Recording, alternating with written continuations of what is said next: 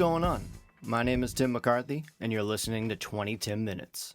It's super strange having to say your own name like people don't know you, because probably all of you know me. But for the sake of maybe one person, my name's Tim, and you can call me Tim, and this is my podcast. It's roughly going to be 20 minutes, probably going to go over, maybe under, so let me start the countdown now, 20 minutes. So this will be my third podcast I've done. The first one was with three buddies called Dollar on the String. Recorded it at Emerson College, had a blast. And then I did a little one with Billy Cox called Bill and Tim's Bogus Podcast, which we were kind of ahead of the curve on the podcast game at that point. But we nailed it. We made it, we did it. So now I'm going the solo route. If you hear a lot of background noise or anything, I'm in my cat closet. So my cats are like scratching at the door. So if you hear any background noise, I am sorry. But you know what?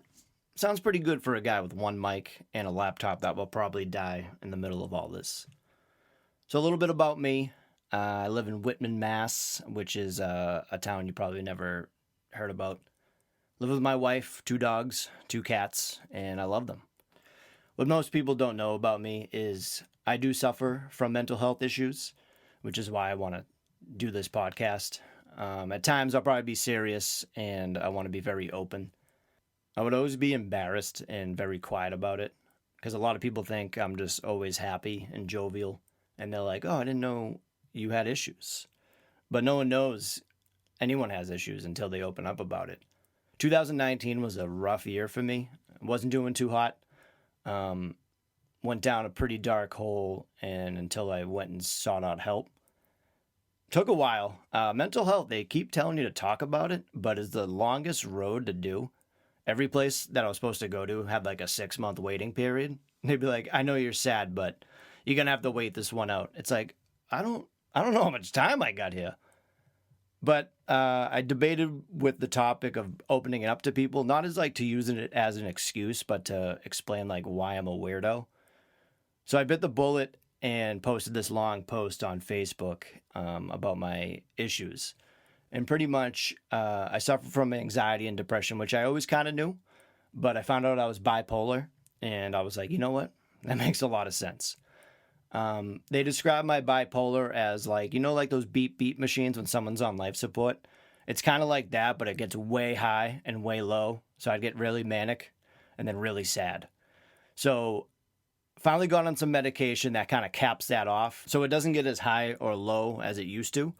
I still have my days, but I'm grateful that I am on something, which I was always against medication because 1, I forget, and 2, I kind of just didn't like it. I just wanted to do it naturally, but I fought it for so long, I was like, all right, let's do it. So I go to therapy as well, talk to somebody. I had this guy named Ron. He rocked. He had Velcro sneakers, and he just laughed at everything I said, and I'm a sucker for people laughing. But he ended up retiring and moving to California. I was like, all right, Ron, see you later. So I didn't have a therapist for a hot minute, and then I found this other one. Don't want to say her name, but she is very pleasant. I think she might be younger than me, which is super strange. But I have like a tip when I find a therapist, which I've been through a couple before Ron that were all awful. They wouldn't pay attention. And I was like, all right, this is a waste of time. She pays attention to everything, always brings stuff up. But the one question I asked therapist, and she's the second one besides Ron to admit it, I go, there is no way you don't talk about these subjects with friends. Granted, if they say names or not, there is no way they don't do that. And she was like, she just shook her head. And I was like, all right, she's legit. So I love her. She's been huge for me. And she tells me how much of a difference she's seen in me for a whole year, which is fantastic. So to back up on the bipolar, it is super frustrating, not only for me, but for people that deal with me. I would be super positive about things and set myself up for failure. I would be like, oh, I'm going to do this and that, get this done. And then when I don't do it, I'm in bed for 3 days, not doing anything. When you're that depressed, you look for more things to beat you down. And it's like, you just pile it on yourself and you don't care because you kind of deserve it in a way. Oh, that's how you think. And it's just a shitty feeling. And good thing for people, because on Facebook, everyone replied so positive, from like people that I don't really hang out with, and then the people I just like drink with, barely see, and then to close friends. And everyone was so supportive. And you're like, why didn't I do this before? Like, who's going to be like, come on, don't be a sack of shit, man up. Which sometimes you do just have to man up for little things. Like, I don't like cry over spilled milk, but if I have a plan from point A to point B and something gets in the way of that, I definitely get frustrated. It is not good, but friends are very key. You got to have those friends. I wanted to play an excerpt. Excerpt? Is that how you say it? There's words I don't know how to say. Susceptible? I can't say that either. Yeah. Anyway, there was this little quote from the Beastie Boys book I want to play about different type of friends you got. And even though there's all these different types, those people are still there for you. And it's great to have friends like that, because you got to appreciate your friends a lot, because you don't know when's the last time you're going to see them. I always say I love you to my friends at the end of every conversation, text, phone calls. And I don't do it to be funny. I do it because I'm like, if something ever happened to not only me, but to them, at least they can be like, you know what? The last thing he said to me was he loved me. And I feel like we should say that to more people. It's a different type of love, but still got to say it. So here's the quote I like about friends here from Adam Horowitz, a.k.a. Ad Rock, from the Beastie Boys. We all have different types of friends, right? There's the one that's kind of an asshole, but fun to be around once in a while. Fun to get drunk and talk shit with, but you never actually call on them for physical or emotional help because they're just unreliable and kind of an asshole. Or there's the friend you see once in a while and it's a nice hangout and you're always like, I should spend more time with that person. But for some reason, you don't. Then there's that true friend, the one you'd be on the phone with forever. The one that helps you move or meets you at the hospital or has a permanent spot on their couch for you just in case you ever need it. Those types of friends are rare, we all know. But there's an even rarer friend, the one that gets you motivated. The one that not only gets themselves going and doing great things, but says, we should all get together and do this, and then does it. I absolutely love that. Because we do have all those types of friends, even the assholes that you love. But even those assholes and the close friends said nice things to me. And I was just like blown away by that. And friends, we all need friends like that.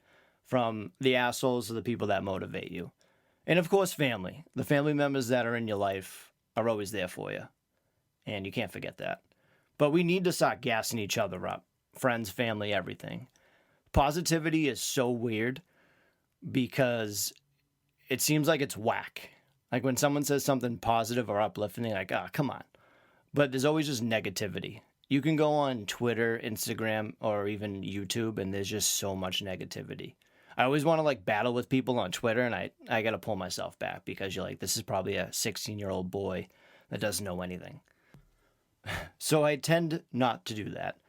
I try not to do anything that makes me angry anymore. Like road rage, I was a big thing for. Like when someone pisses you off and you drive by them and you stare at them. I don't do that anymore. Something happens, I just go around them and just look straight. And it must infuriate them because they always look at you and they're like, who the fuck is this guy? But I don't care anymore. I'll never see that person again. Sometimes I'll high beam them just for the sake of them being an asshole, but I still won't look at them. I feel like everyone driving the opposite way always has their high beams on. Actually, even the people behind you, and I can't tell. Are these new lights that are just good? Or do I just have bad eyesight? We need a thing to tell people behind you that their high beams are on.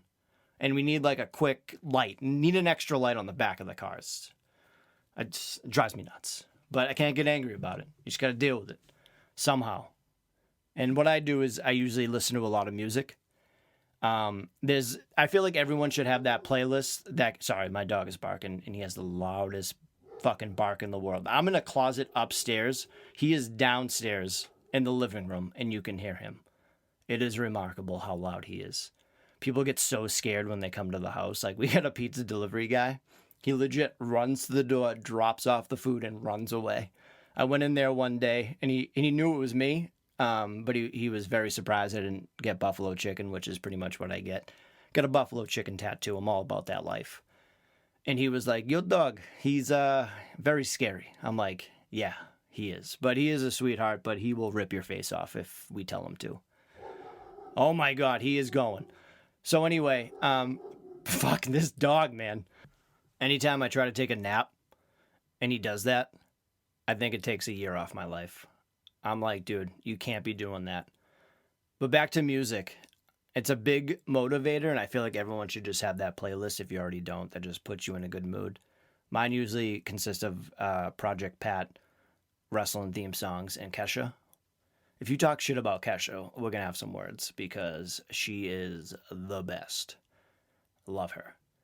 But another positivity too is, for me at least, like I'm not a doctor. Everyone's different, but you got to find those positive methods in life. Like I seldomly drink now because I would drink so much that it's a depressant, so it didn't help. Plus I was gaining weight, looked like a melted bagel bite from the microwave, and I was like, all right, got to make some changes.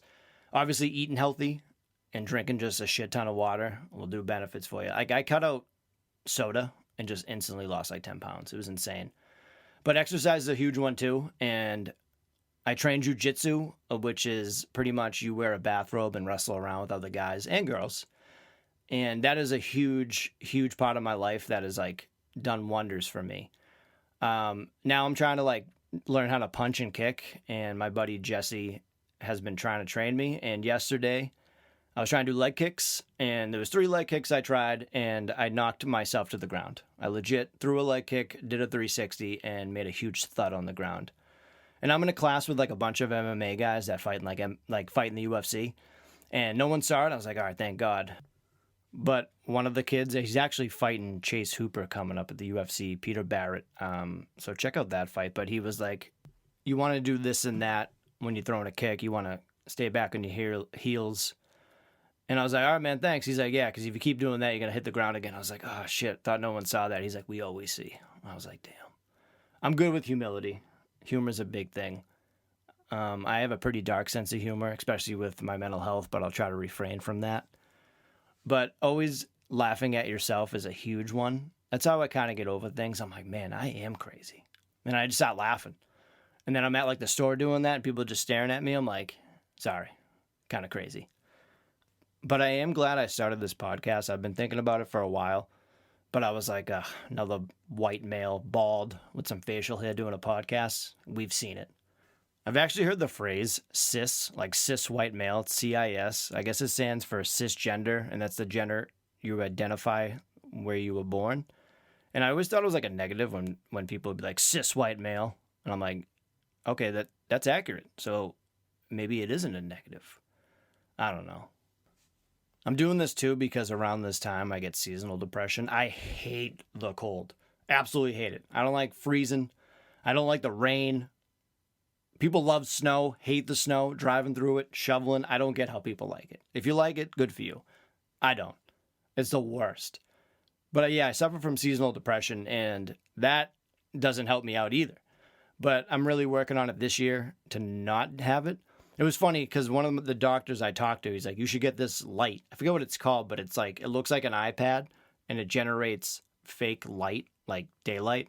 And you like put it in front of your face while you're like sitting there and just have it on your face. It's super weird and I think it works, but I don't know if it's like that weird science that doesn't work, like those things you buy at the mall. It's like, oh yeah, we can't push you over with this thing on. But they would push you over and then they would put the bracelet on you and then push you over again. But you're anticipating it. That was a crock of shit, right? Do you even know what I'm talking about? Because I don't. Oh, man. I got bamboozled at some of those things. There was like a video game thing you would hook up to the TV, and the guy was like, do you like Contra? I'm like, yeah, I love Contra. He's like, all right, cool. Do you like Contra? I'm like, yeah, you just asked me that. So I bought it because I like Contra. And it was like this bootleg like Nintendo 64 controller that came with the Sega Genesis controller, and you would just like plug it into your TV, and it legit had like 10 games, but the Contra would have all the levels so you can like skip the levels. Wicked bootleg. I'm always into bootleg shit.